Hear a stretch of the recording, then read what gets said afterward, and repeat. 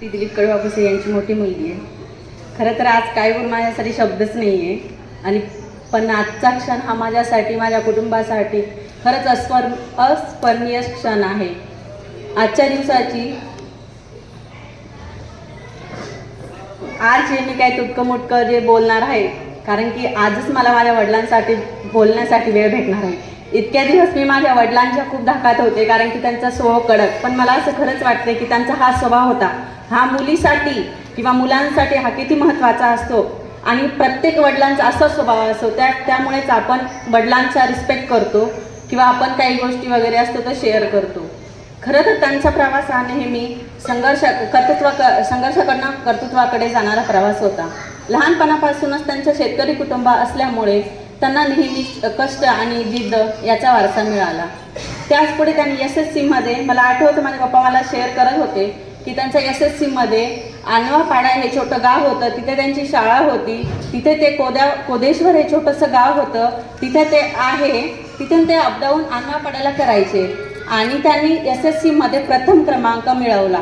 हे खरंच खूप त्या काळामध्ये म्हणजे आमच्यासाठी त्यांचं हे जे आहे ते खूपच मोलाचं आहे.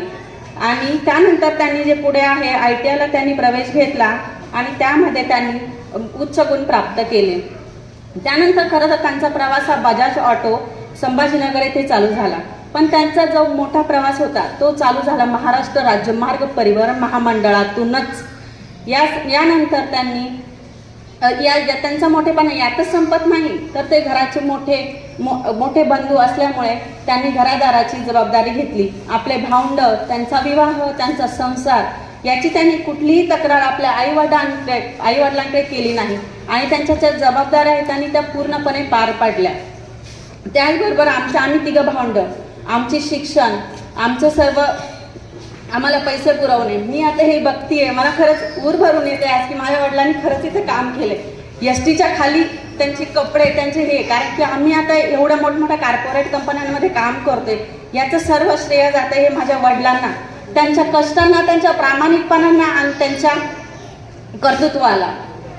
यानंतरच त्यांचं मला तर एवढंच सांगू इच्छितो की पप्पा, तुमच्याकडे बघून मला खरंच सांगावं असं वाटतं की हो, आम्ही अशा बाबांची लेकरं आहे की त्यांनी मला नेहमीच सांगितलं की जीवनात कोणतीही अडचण आली तरी त्या अडचणींवरती आपण प्रामाणिकपणाने, कष्टाने आणि कर्तृत्वाने आपण त्या अडचणींवरती मात करू शकतो. एवढंच सांगू इच्छिते. आणि लास्ट बट नॉट लिस्ट एवढं सांगते की आता तुम्ही जे काही STसाठी वेळ देत होते, कारण की मला एक प्रसंग आठवतो, माझ्या आईची तब्येत ठीक नव्हती. त्या दिवशी आमदार